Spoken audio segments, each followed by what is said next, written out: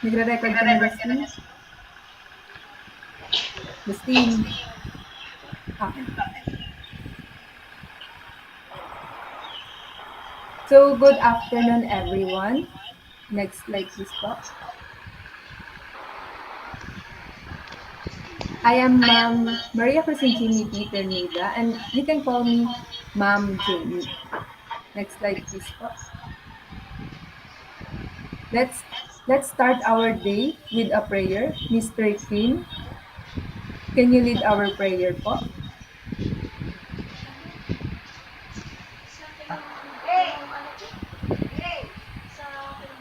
Ha? Mr. Kim, are you there po? Hindi. Okay, so let us bow our heads and feel the presence of God. So, Almighty Father, please help us to gain knowledge on what we will learn today. May you always keep us away from sickness and may you give us good health for us to continue our study. May you cleanse us from our sin. That is all in Jesus' name, amen. Amen. Thank you, Mr. Kim. Is there an absent po for today? Miss Ruby?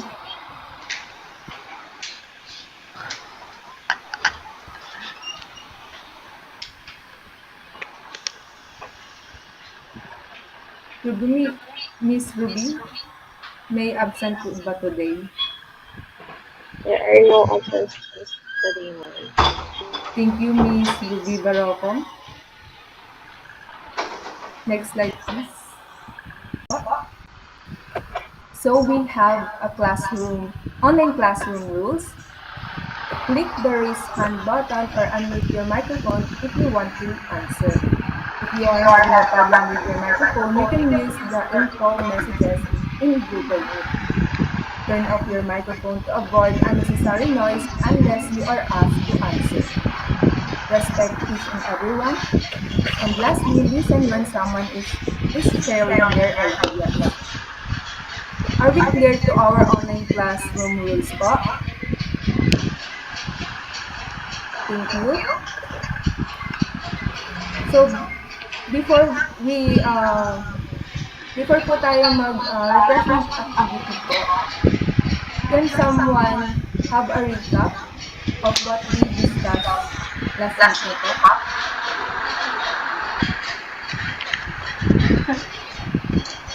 Miss Dolls? Good afternoon po, ma'am.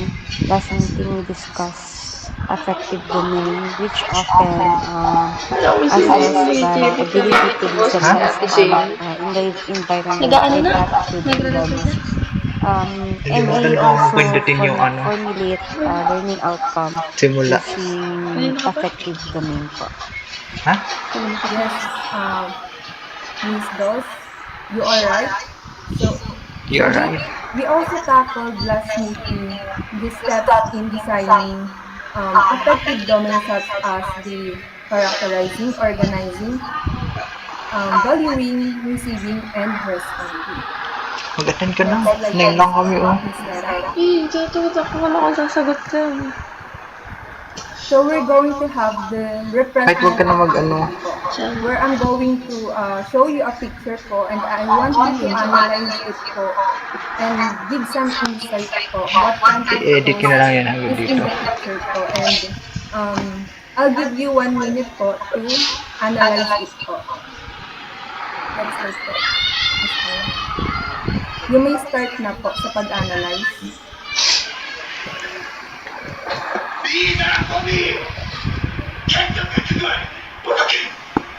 나를 무시하지. 내가 그래도 내가 가장인데 몸도 못 풀고 하나라도 힘도 없고 누가 나빠진다.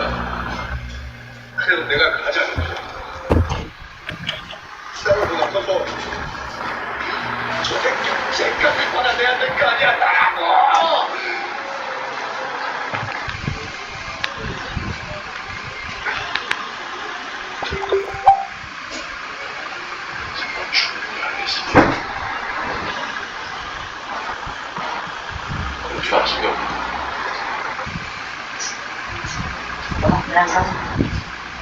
Sobra.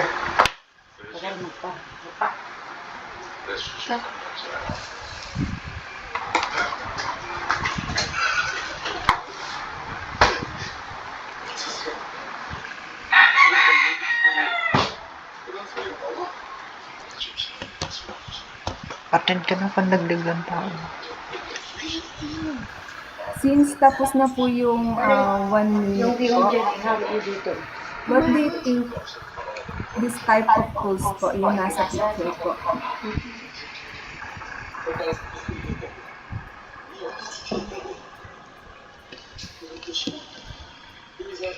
Miss Hazel, do you have an idea po what kind of tools is in the picture po?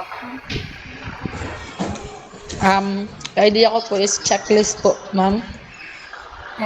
And how checklist can help to assess the effective assessment po?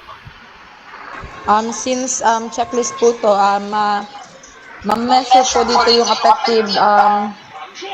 affective traits po ng mga bata when it comes to yung indicator po is kung yung indicator po is sinasabi po is about po sa mga feelings ng bata is example po kunyari inakalaki po dito is practice positive self-talk na kung saan po kung i-checklist po ito ng mga bata, nakikita po natin kung goods po ba yung good po yung pag-practice ng positive self-talk ng mga bata. Kung 1 naman po ang ilalagay nila, ibig sabihin po, yung sa affective traits po nila is hindi po ganun ka-strong po. Yes, that is right, Miss Hazel. Which is, this picture shows it is checklist tool. Where this checklist can be a valuable tools throughout the social and emotional learning process. It can be also self-assessment by the student to determine their strength and areas that lead to areas of growth, and also educators will also can use this kind of tools where they can be able to monitor the student behavior and their student behavior or to track the student behavior throughout the discussion So what do you think we're going to discuss for today based on the refreshment activity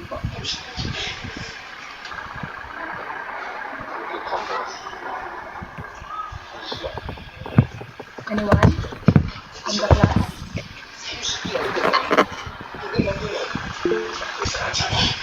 Yes, Mr. Kim Vasquez.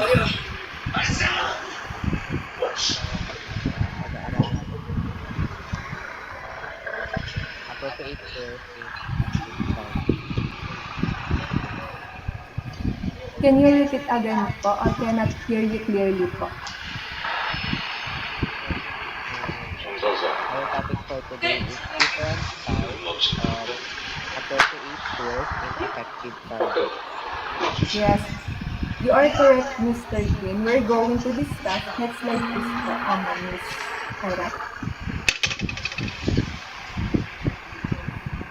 So, you are right, Mr. Kim Vasquez. We're going to discuss different types of tools and effective targets.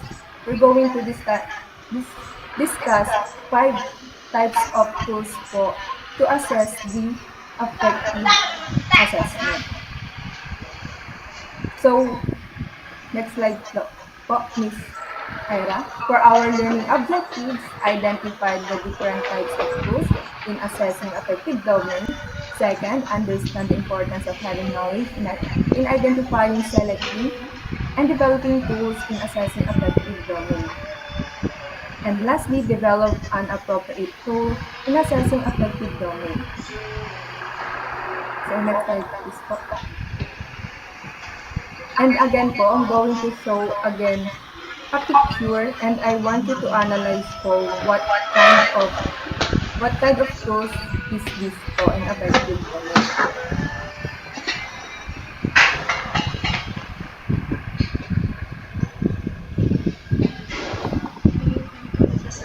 Can someone Ha? give their answer?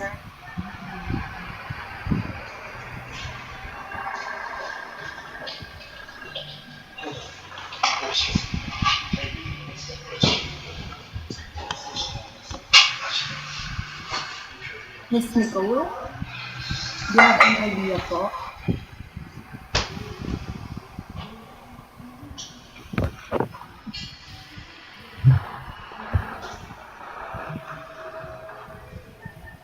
Miss Nicole Ann Sevilla po.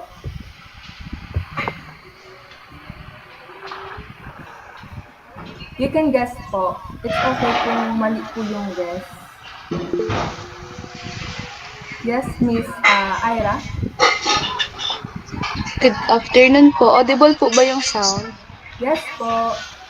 Okay. So, yeah, again po, this example po presented in front of us is an example of checklist po by which the teacher will check po if saan pong criteria or indicator po nag-proceed yung assessment domain ng student po. Say for instance po, kapag ang isang student po ay bibigay niya po sa tamang oras yung assignment niya po. So, ang gagawin po ng teacher is checkan na lang po kung saan po ito naka-indicate. So, say for instance po, lagi niya pong on time pinapasa yung assignment. So, dapat po, checkan po natin yun as a teacher doon po sa frequency. Same others naman po doon sa other indicators po. Thank you po. Yes, Miss Ira Chavez, you are right. This is, next slide please po. This is a checklist po. Wherein, in example po natin, pabalik po. Thank you. So, yan, yung sa example po natin, is maa-assess yung students' work habits, study habits, and the social skills. It can be also a tool po in effective domain because it helps track the behavior related to students' learning. And also, monitor din yung mga specific skills. And based on the example po yung teacher is, dito is, through checklist po, is pwede nating malaman, like for example sa work habits, pwede po nilang i-check kung nagawa na ba nila itong guest work done on time. And so on po. Do you understand po?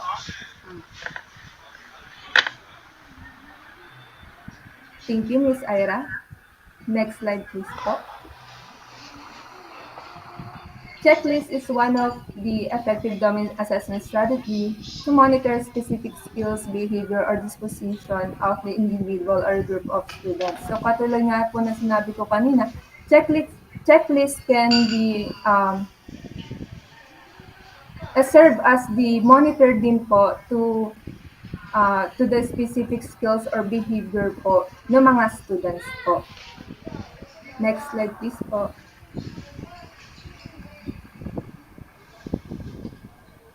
Next slide, please. Since nakita niyo na po yung sagot, what do you think po how Likert scale can help to assess the effective assessment po?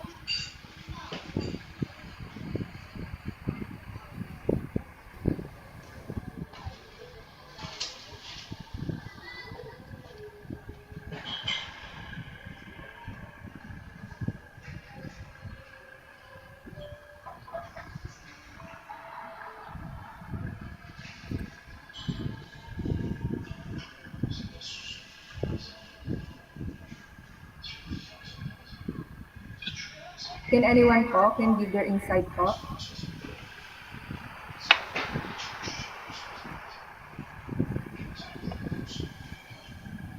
Miss Sevilla?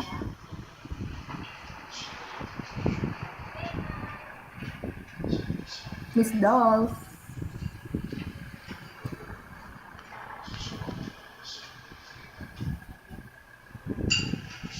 There is none po. So, the picture shows po is a Likert scale po kung saan it is used is a tool used to measure someone's perception or the opinion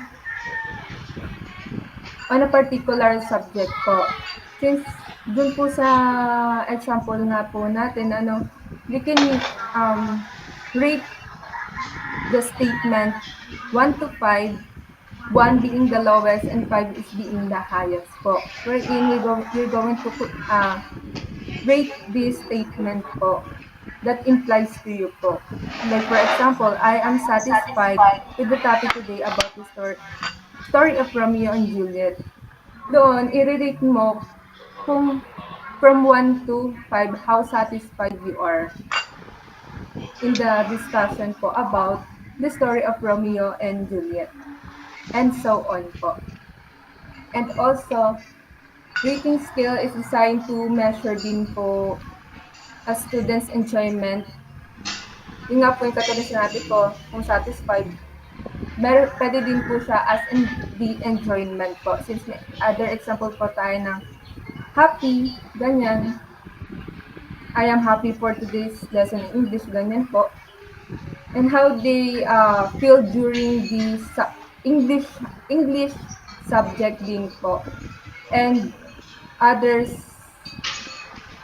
attitude related to English din po and being used to measure students' attitude towards the English subject po. And also, Likert scale po is a close-ended question din po that is used to evaluate how survey respondents feel about a particular subject, product, or the statement po. Do you understand po the Likert scale?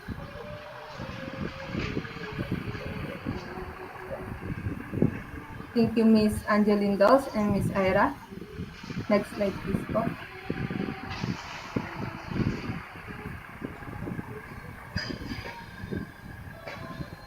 Next slide, please po. So, we have another. This is the third tool. What do you think this type of tool po?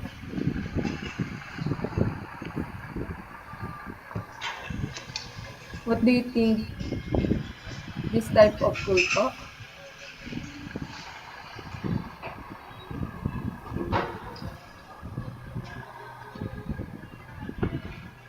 Lighter?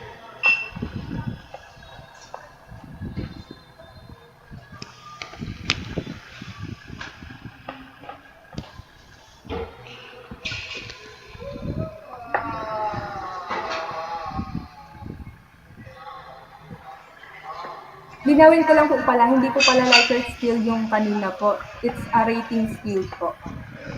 And what do you think is in this picture po, what kind of tool is this po?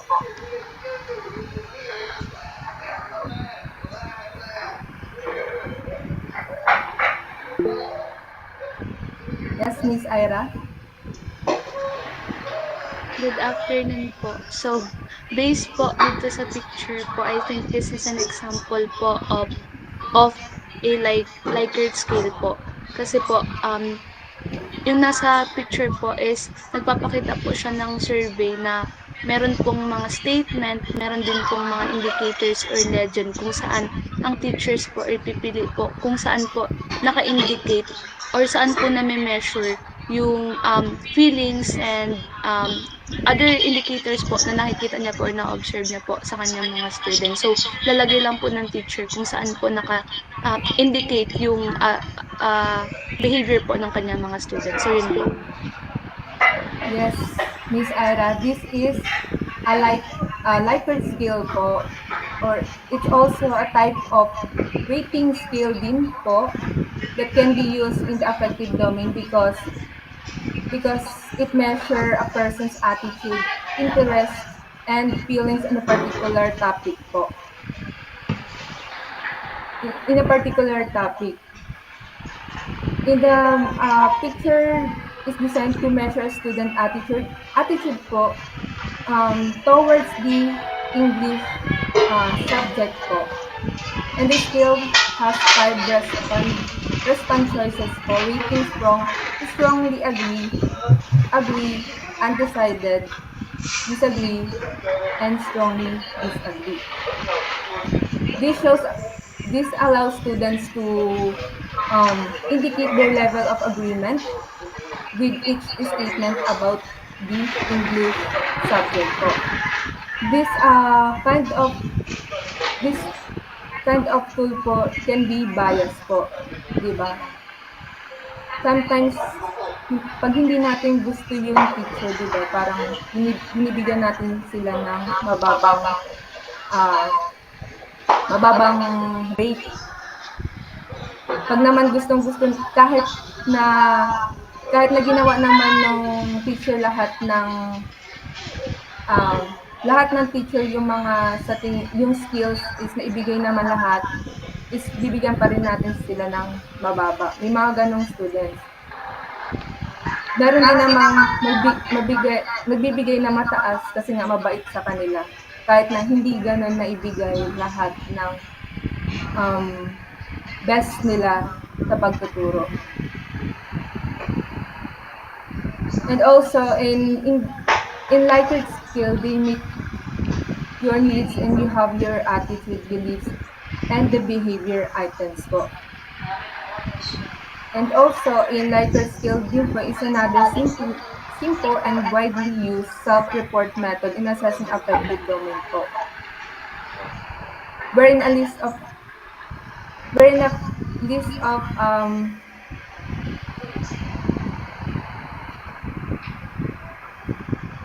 next slide na. Wherein Likert skill a simple and wide use self-report method assessing affective domain wherein a list of clearly favorable and unfavorable attitude statement is provided. The student is asked to respond to each of the assessment. So, yun nga, sinabi ko kanina, di ba, may unfavorable and favorable siya. Kumbaga, masyado siyang bias ang ganitong tool. So, next slide, please.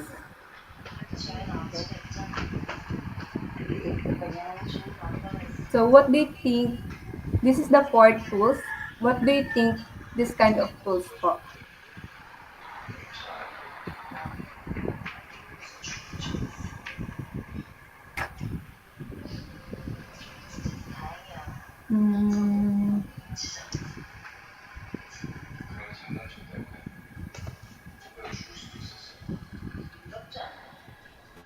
Miss Prismay?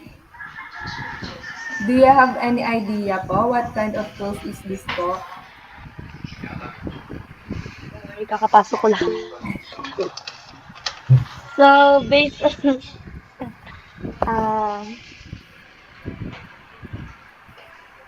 based on my own opinion, I think this kind of tool is used for evaluating a certain topic po. Thank you, Miss Canaria. How about Miss Angeline Christendas? You are raising your hand and you are recognized po.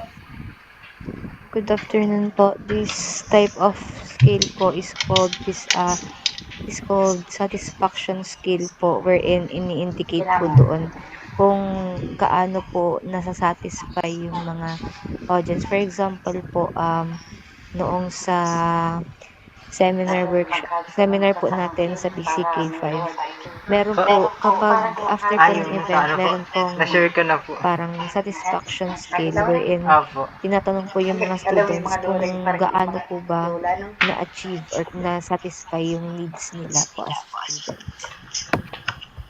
Yes, you are correct, Miss Dose.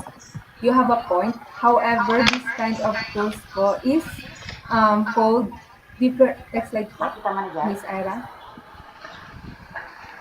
Ilagay mo lang yung kahit number namin Is semantic differential skill po. Wherein in differential skills po, which it is being a type of rating scale po, skill that is used by polar adjectives to measure a person's image. That concept being measured the student's attitude towards the topic that we discussed, which is the examples is about Araling Panlipunan. Ang sinasabi dito na bipolar adjectives is the being, which is in number 1 examples. How do you feel about our history topic? The bipolar adjective example is being and the interesting.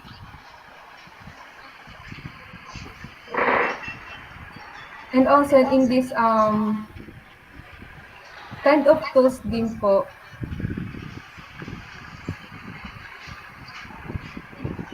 it's also another common approach to measure affective traits to use variation of semantic differential. These skills use adjective pairs that provide anchor for feelings or beliefs that are opposite in directions and intensity. The semantic differential skill is a method for assessing attitude toward concept, objects, or events by rating them between bipolar adjectives. Developed by Charles E. Osgood, it captures the evaluative potency and activity dimension of attitude. So yun nga po yung sinasabing bipolar adjectives, which is the scoring, boring to interesting, and useless to important. Kumbaga semantic siya pero may different skills siya kasi nga from 1 to 5, and we have the 5, bipolar adjectives, which is the boring to interesting. Naintindihan po yung semantic differential skill.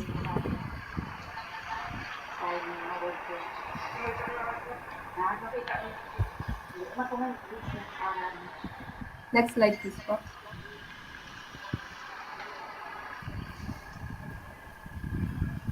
This is the last tools po. What do you think this type of tools po?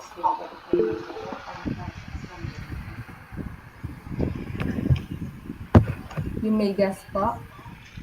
It's okay po kung mali po. We can clearly discuss naman po.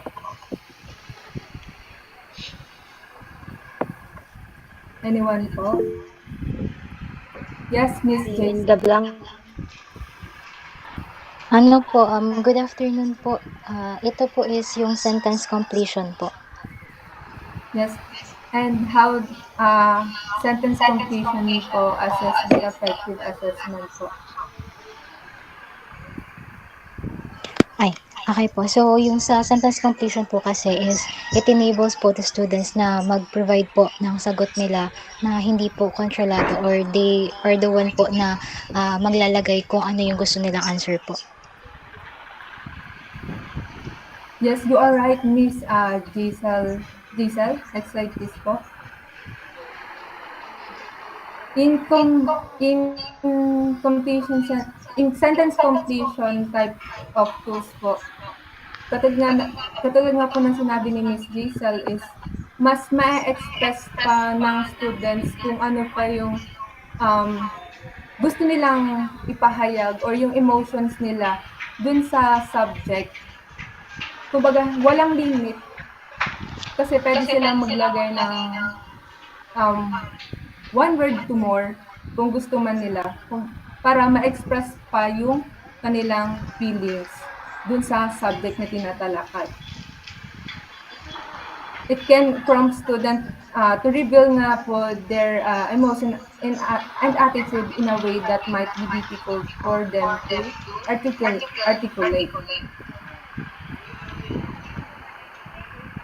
In sentence completion test din po, typically provide respondents with beginning of sentence, which is in the example po, meron na po siyang naka-indicate na statement, and kumbaga lalagyan lang ng student yung naka-underline para po yun dun sa kanilang sagot naman. or for them to complete the sentence completion po. And also respondents that complete the sentence in a way that meaningfully to them. It may be short, such as to assess responses to assess personality. Naiintindihan po yung sentence completion. Is there any question and clarification po? Wala na po. You may use thumbs down po if there is none.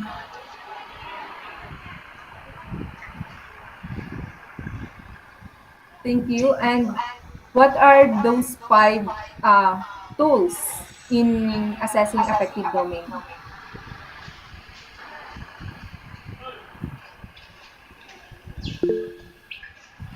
Yes, Miss Kane. Mr. Kane, rather. The tools in affective targets are checklist, rating scale, Likert scale, semantic differential scale, and sentence completion. Yes, you are right, Mr. Kane. Since talaga naman nakinig dun sa 5 tools in assessing affective domain, let me introduce to you Mr. Justin Lelis to furthermore discuss the selecting and developing affective assessment po.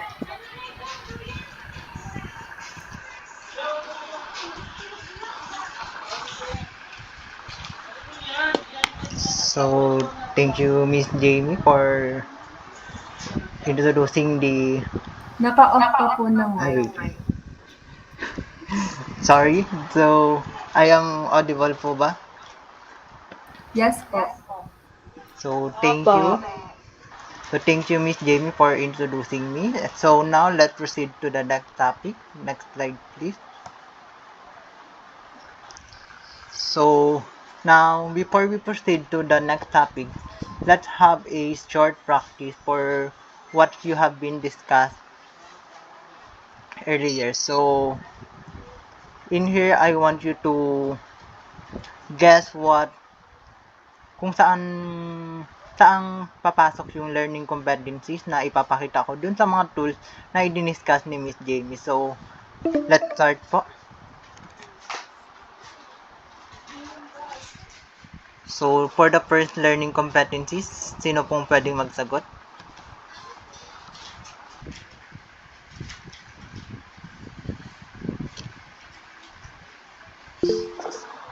Yes, Miss Canaria?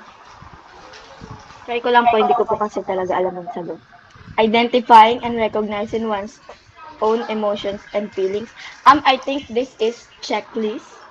So, thank you. That's correct po. So, for our first competency is the checklist.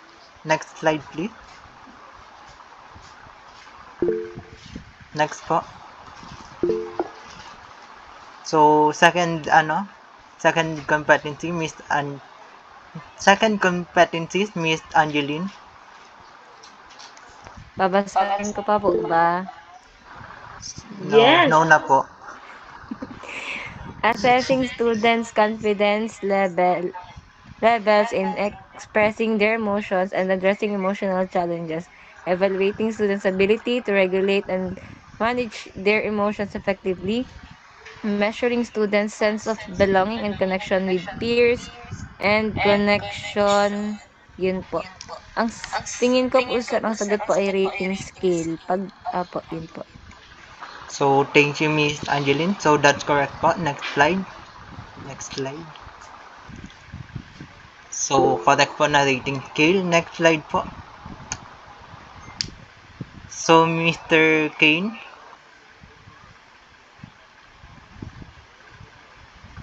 What do you think is the appropriate tool na bagay dito sa competencies na to? Yes, Miss Canaria.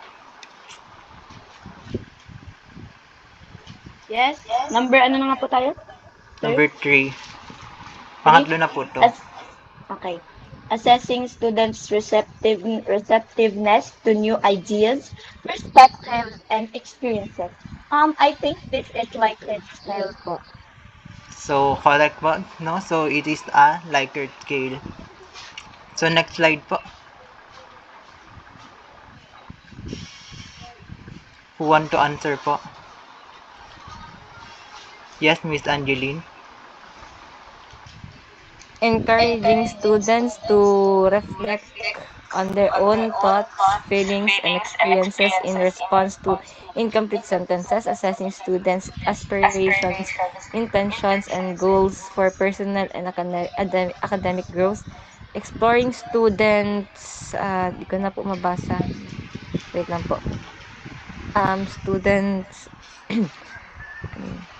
coping mechanism and strategies for managing stress, anxiety, and other emotional changes. Semantic differential scale po, sir. So, let's see po.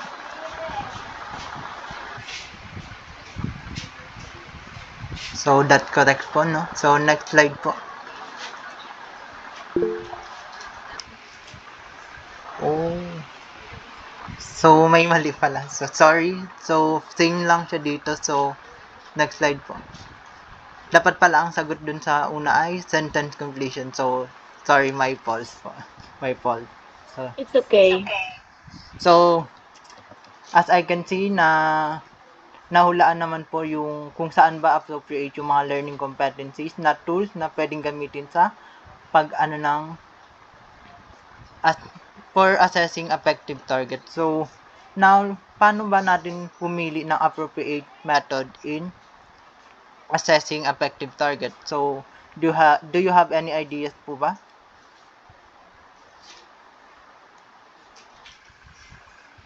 Can you repeat the question, sir? So, now na may nalaman na natin yung different tools na ginagamit sa pag-assess ng affective domain, paano naman tayo mag-select ng appropriate assessment method in assessing affective target? So, may alam po ba kayo? Yes, Miss Canaria? I think po first is it should be in line with your learning outcomes. Please repeat daw po. Am I audible po? Hindi po, medyo nag-glitch lang po kanina. Okay na po ba ngayon? Yes po.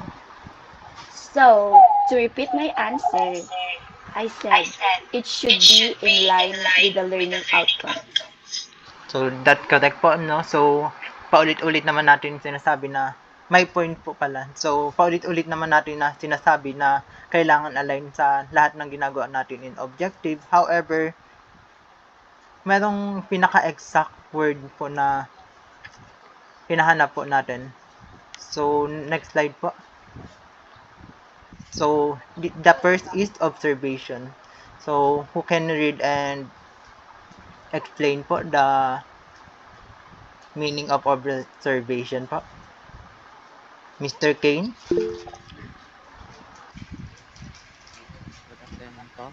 Observation. Effective teachers observe their students from the time they enter the classroom. During instruction, teachers observe students' behavior to gain information about students' level of interest and understanding of the material or activity. So dito po sa observation is ino-observe po ng teacher yung behavior and yung interest ng student. And of course, kapag na-observe na yun ng teacher, malalaman niya kung anong strategy yung dapat niyang gawin para mas matuto yung mga learners niya. So, yun lang. So, thank you.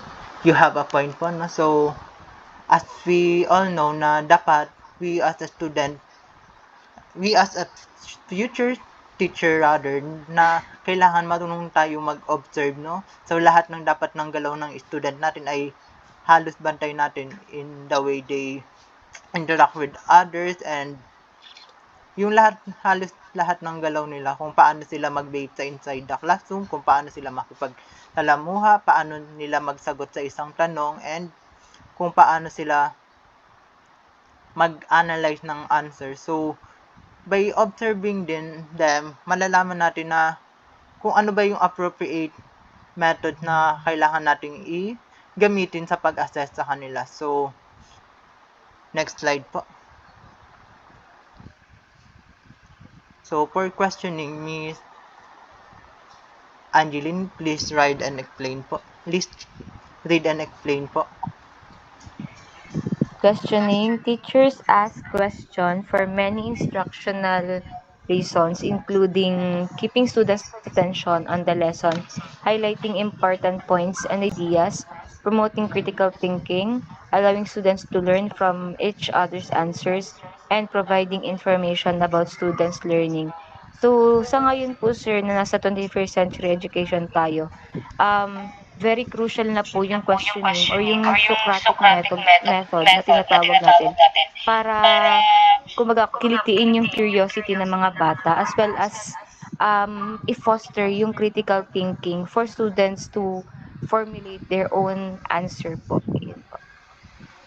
So, thank you, Miss Angeline Dol. So, it is the same sa observation, pero dito sa questioning naman, medyo malalim na yung magiging pagkakaunawa natin sa ating mga student kasi nga, direct interaction na yung nangyayari. So, kung may mga nais tayong itanong sa kanila, malalaman agad natin yung sagot kasi nga, sila na mismo yung nagbibigay ng kanilang answer. So, directly na yung kanilang pag-provide. Hindi na lang basta tayong aasa sa kung ano yung nakikita natin. Bagkus, mag-rely tayo sa kung ano yung sinasagot nila sa ating mga tanong. So, by doing observation and questioning, malalaman natin kung ano ba yung appropriate method na pwede natin gamitin sa pag-assess ng ating student. So, do you understand na po ba yung selecting method in appropriate target? May tanong pa po ba? Wala na po. So, thank you, Miss Angeline. So, next slide po. So, dahil wala na pong tanong, let's proceed na po sa ating group activities. Next slide po. So, in this activity, we will be dividing the class into two groups, the English major and the social studies major. So, I will provide different situation, and in this situation, the groups should brainstorm together to select and develop effective assessment tool appropriate to measure each item. So, you only have 10 minutes to do it, and when the timers end, they must choose two representative or one representative rather from the group to present their collaborative work. So, I will send the activity in the GC po. So, yan po. Wait a minute. So, nasend ko na po yung sa GC po and you may start na po.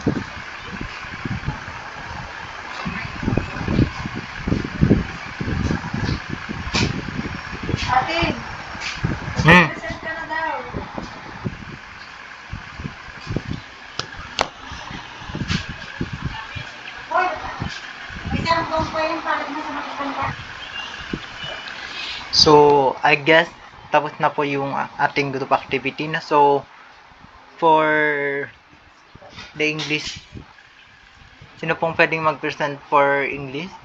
Group 2?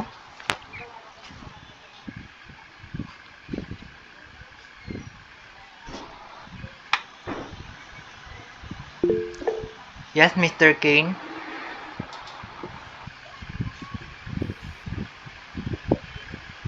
Represent ko pa po ba yung document or ay, hindi na? Yes po. Represent ko pa po ba yung document? Basahin na lang din po. So,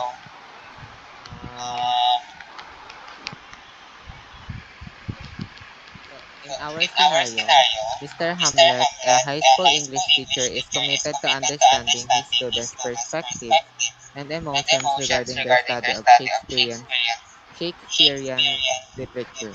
Recognizing the importance of assessing the affective domain, he plans to incorporate diverse methods to gain insight into his students' attitudes, values, and interests. Contemplating the selection of appropriate tools for assessing the affective domain, Mr. Thompson asked himself, what methods or instruments can I utilize to effectively gauge my students' emotional responses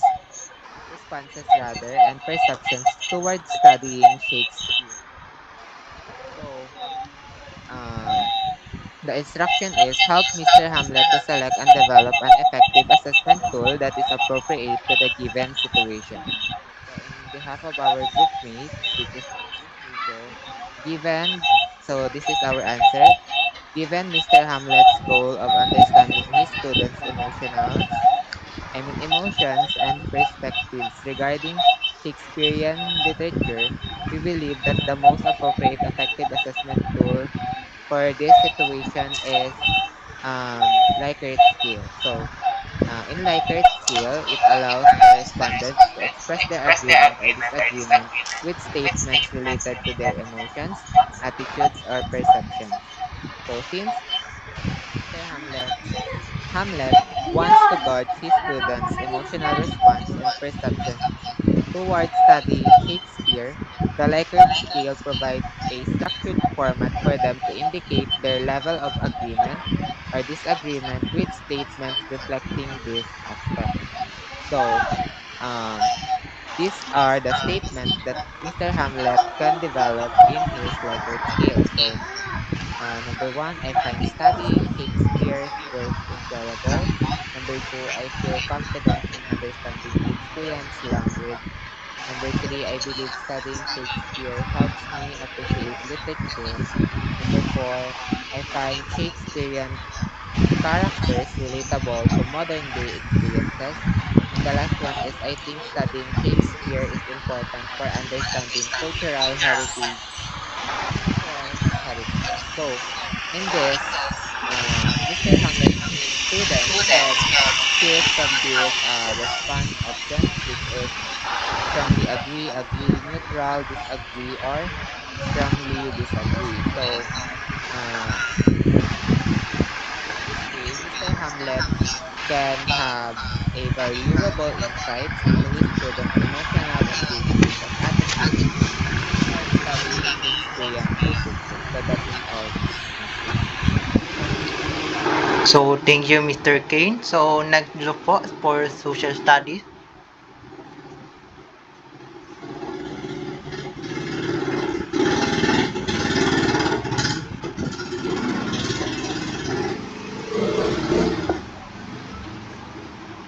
Yes, Miss Jaisal, you may start na po. Good afternoon po ulit. So for our scenario po, Mr. Thompson, a high school social studies teacher, is dedicated to comprehending his students' perspectives and emotions concerning their social studies education. Acknowledging the significance of assessing the affective domain, he plans to incorporate diverse methods to gain insights into his students' attitude, values, and interests. One crucial aspect of his approach is selecting appropriate tools for assessing the affective domain. Considering this, Mr. Thompson asked himself what methods or instruments can utilize to effectively gauge my students' emotional responses and perceptions towards social studies. So, the answer po is the rating scale. Dahil po sa rating scale kasi is na-allow natin yung students na i-express kung ano yung nararamdaman nila and kung ano ba yung opinion nila doon sa social studies education. So kapag gumamit tayo ng rating scale po is nako-gauge ng teacher po yung kumbaga yung level ng engagement and interest ng mga students toward dun sa social studies topics. Aside from that po, we can use din po the questioning technique na nabanggit po kanina wherein we ask open-ended question dun sa mga students na makakapag-encourage sa kanila na express kung ano yung nasa isip nila at yung nararamdaman nila. So, kapag yung teacher po, in this sense, yung teacher is nakakapag-gain siya ng, kumbaga, ng mas malalim pang insight tungkol dun sa perception ng students, yung paniniwala, and yung nabanggit dito po sa scenario na yung emotional responses po toward dun sa social studies. So, kapag effectively naka-question or effectively pong nagamit ng teacher ang questioning method po, ang teacher po ay makakapag-create specifically, kumbaga, ng environment para dun sa mga students na mararamdaman nila na dapat maging comfortable sila dun sa pag-share nila ng emotions and perspective po nila. Thank you po.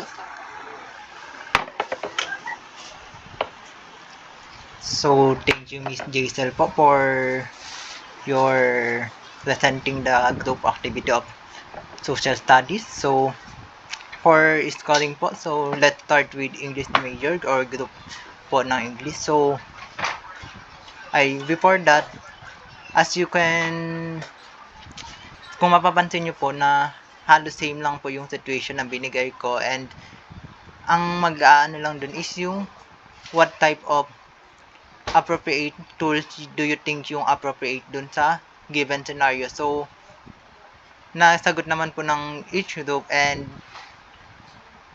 let's proceed muna po sa English major. So, in tool selection, so I think it is appropriate naman po yung sagot nilang Likert scale po. So, I gave 4 points. So, for task design, 4 point po. For analysis, so 4 point din po. So, kasi yung explanation po kung paano nila gagamitin and yung tools na yun, so pag-gather ng information. So, collaboration, 4 point, and timeliness, 4 point po. So, a total of 18 point. For social studies major naman po, for tool selection, I also gave 4 point.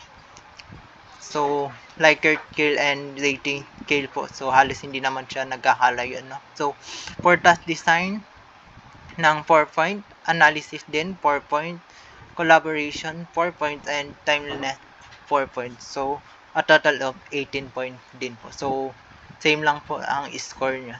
So, that's it po for our group this activity. So as a pre-service teacher po, so how can you select, so as a pre-service teacher, can you first see kung nakikita nyo ba kung ano yung any challenges na inyong makakasalamuha in selecting and developing appropriate tools in assessing affective domain. So, kung as a future pre-service teacher po, ano yung nakikita nyong problema na makakasalubong nyo or may encounter nyo in selecting and developing appropriate method po? So, anyone po? Miss Angeline?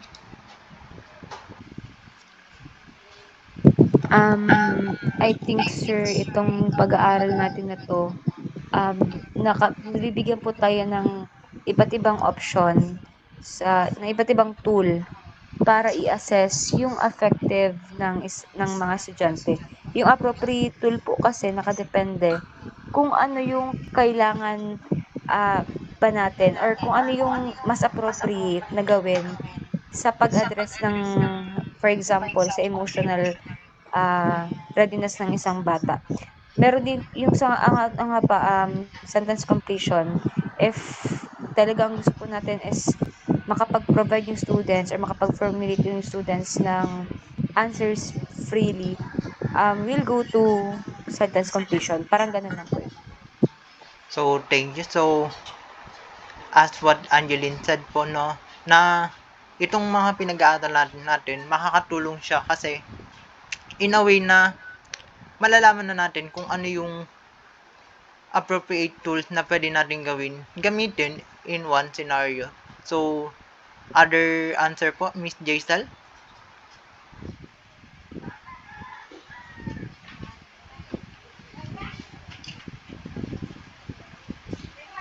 Mr. Kane?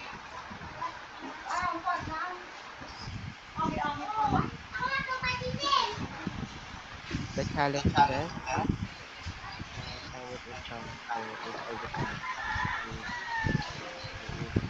is yung ano po,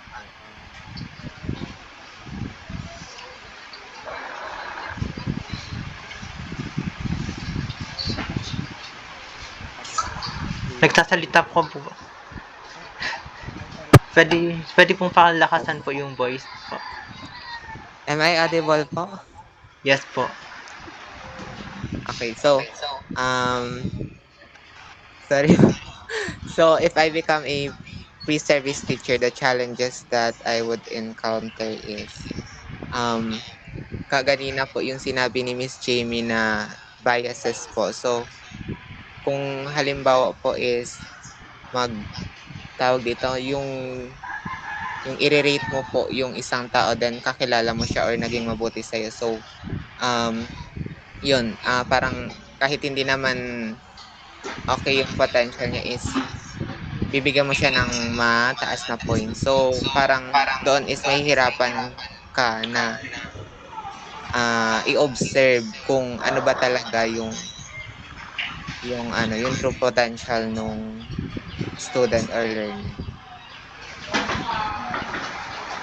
So, thank you, Mr. Kane. So, according to him, yung what challenges ang napoperceive niya is yung biases. But, yes, we can, pwede siyang magkaroon ng biases. Pero, gaya nga ng sinabi natin na we can, overcome it by observing, questioning, and having a triangulate data. So, i-verify pa natin siya kung tama ba yung mga sinabi nila and yung answer na meron doon sa tools na ginamit natin. So, next question po. So, in selecting and developing appropriate tools in assessing affective domain, how it is important to align it with learning competencies po. So, kung gagawa tayo ng appropriate tool,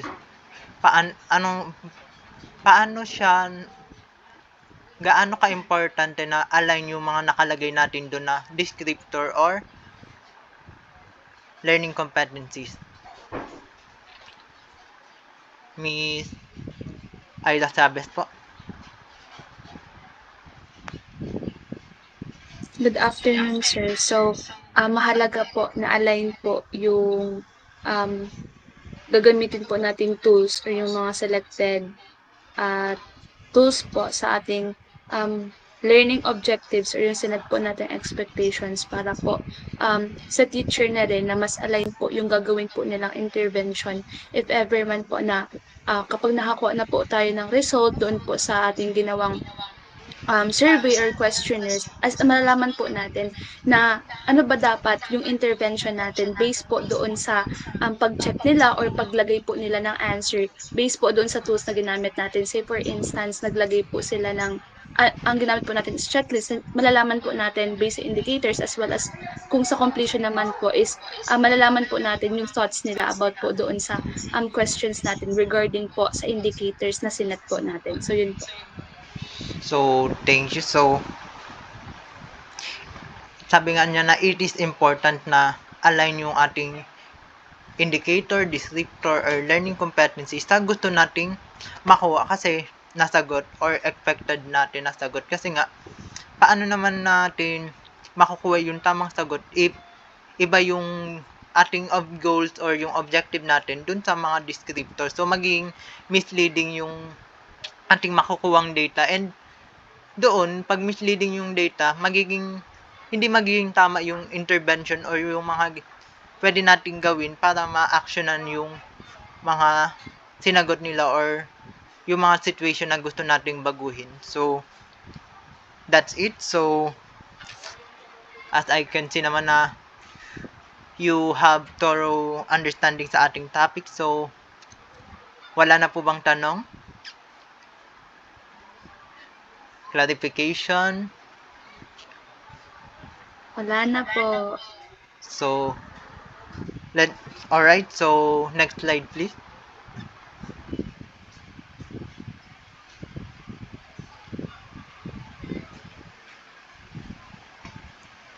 So, it is individual activity na po, no? So, select and develop. Next slide, please. So, select and develop an appropriate assessment tool for effective target.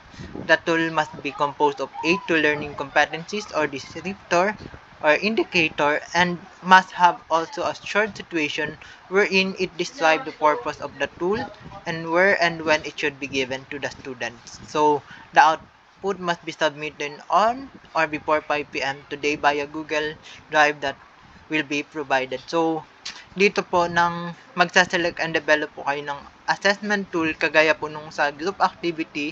However, dito po ay individual activity na po siya, and kailangan yung tools na inyong ginawa ay mayroong 8 to 10 learning competencies, descriptor or indicator. So, are we clear na po ba?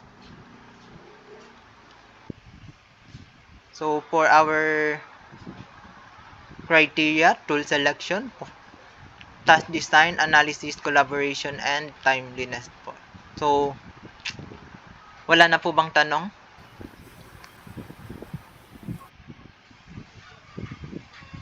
Thumbs down po if wala nang tanong.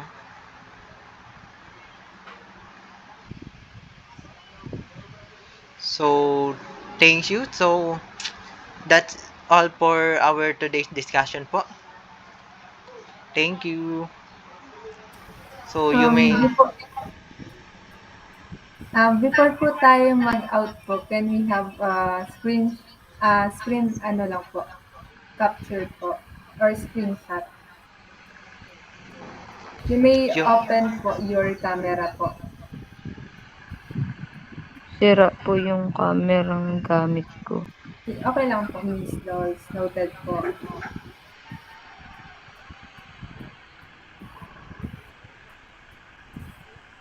Wait lang po. Open pa po ng camera. Di pa po ako nakakapag-capture po. Paalis na po. Paalis muna po nung presentation po.